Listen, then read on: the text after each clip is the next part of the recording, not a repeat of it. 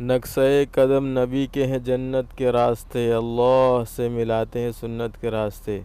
میرے بھائی دوستو بزرگو، محمد صلی اللہ علیہ وسلم اللہ کے نبی ہیں، اس پر کیا دلائل ہیں، اس پر بات چل رہی ہے۔ ہم نے پچھلی 3 ویڈیوز میں ہم نے آپ صلی اللہ علیہ وسلم کے نبی ہونے پر سائنٹیفک دلائل دیے ہیں، یعنی عقلی دلائل دیے ہیں۔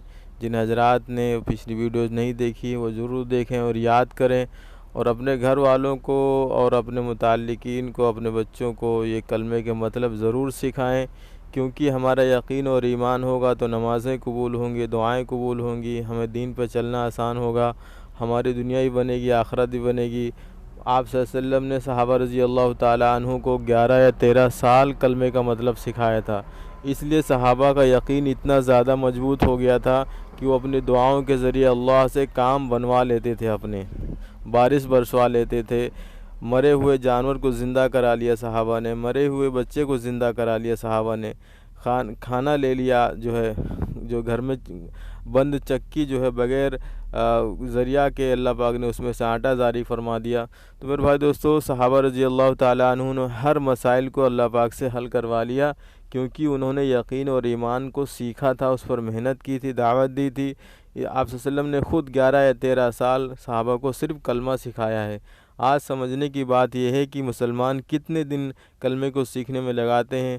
ہمارے دین کا، ہمارے اسلام کا سب سے اہم اور سب سے ضروری چیز جو کلمہ ہے، کلمے کے مطلب کو سیکھنا، یقین اور ایمان کو سیکھنا، یہ سب سے زیادہ ضروری ہے۔ نمازیں آج ہماری بے جان کیوں ہیں، دعائیں بے جان کیوں ہیں؟ کیونکہ ہم نے کلمے کے مطلب کو نہیں سیکھا۔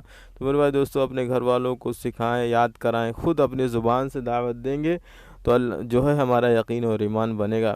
اس لیے ہو سکے تو ہمارے چینل کو سبسکرائب کریں، لائک بھی کریں، شیئر بھی کریں لوگوں کے پاس، اپنے متعلقین دوستوں میں، کہ جو ہے زیادہ سے زیادہ لوگوں تک یہ جو ہے کلمے کا مطلب جو ہے پہنچے، اور لوگوں کا یقین اور ایمان بنے، آخرت اور دنیا دونوں بن جائے۔ اس لیے میرے بھائی دوستو، آپ سے درخواست ہے کہ جو ہے ضرور لائک، شیئر، سبسکرائب ہمارے چینل کو کریں۔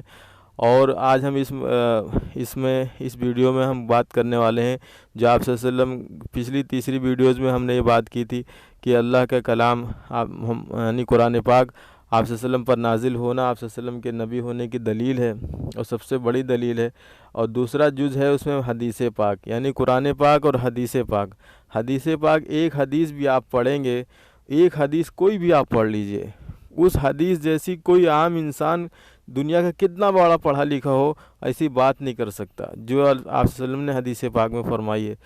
تو اللہ پاک نے خود فرمایا قرآن پاک میں کہ ایک آیت ہے، وحی یوحا کر کے ایک آیت ہے، اس میں اللہ پاک فرماتے ہیں کہ محمد صلی اللہ علیہ وسلم وہی کہتے ہیں جو میں چاہتا ہوں، یعنی کہ آپ صلی اللہ علیہ وسلم کی جو باتیں ہیں وہ اللہ کی مرضی سے اللہ خود کہلواتے ہیں زبان سے۔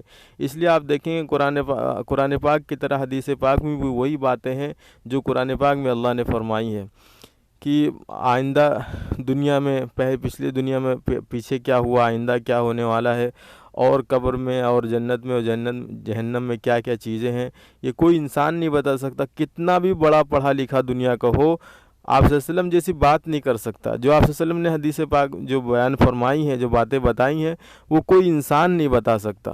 اس لیے آپ دیکھو، ایک حدیث بھی آپ کوئی اٹھا لیں تو اس میں دیکھیں کتنا گہرا علم ہے، کیا کسی انسان کا یہ علم ہو سکتا ہے جو حدیث پاک میں آئندہ کی جو باتیں آپ صلی اللہ علیہ وسلم نے بتائی تھی وہ 100% پوری ہو رہی ہیں، 100% وہ ساری باتیں اسی طرح ہو رہی ہیں جس طرح آپ صلی اللہ علیہ وسلم نے بتائی تھی۔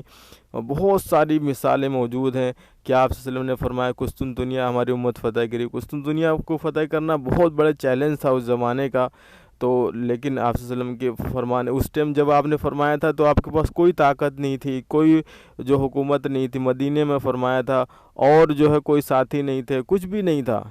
تو اس زمانے میں جو آپ کے صحابہ بڑے بہت ہی زیادہ کمزور تھے، کچھ بھی نہیں تھا، اس زمانے آپ نے فرمایا کہ میری امت قسطنطنیہ کو فتح کرے گی، بشارت سنائی تھی۔ کئی سو سال بعد اللہ پاک نے اس بشارت کو پورا کر دیا۔ میرے بھائی دوستو، آپ صلی اللہ علیہ وسلم کی بات قرآن پاک کی طرح حق اور سچ ہے، کیونکہ اللہ پاک خود فرماتے ہیں کہ ہمارے نبی وہی کہتے ہیں جو میں چاہتا ہوں۔ اس لیے آپ نے حدیث کوئی بھی آپ حدیث اٹھا لیں، دیکھیں اس کا علم، دیکھیں کہ کتنا گہرا علم ہے۔ کیا کوئی انسان کتنا بڑا پڑھا لکھا آ جائے وہ کیا ایسی بات کر سکتا ہے؟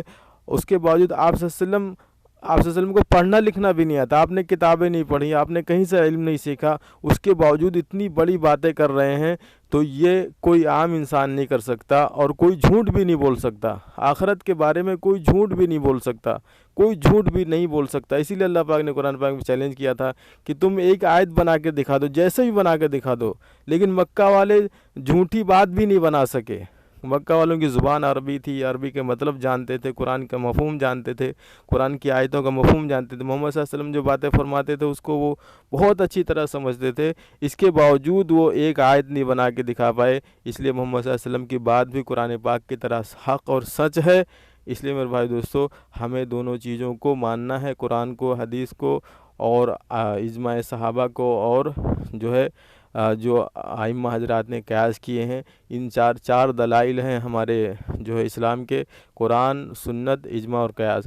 मेरे भाई दोस्तों, फिर अगली वीडियोज़ में इंशाअल्लाह हम आप सल्लल्लाहु अलैहि वसल्लम के नबी होने पर दूसरी साइंटिफिक दलाइल देंगे। तब तक के लिए अपनी आखिरत की तैयारी कीजिए। अस्सलामु अलैकुम वरहमतुल्लाहि वबरकातुहू।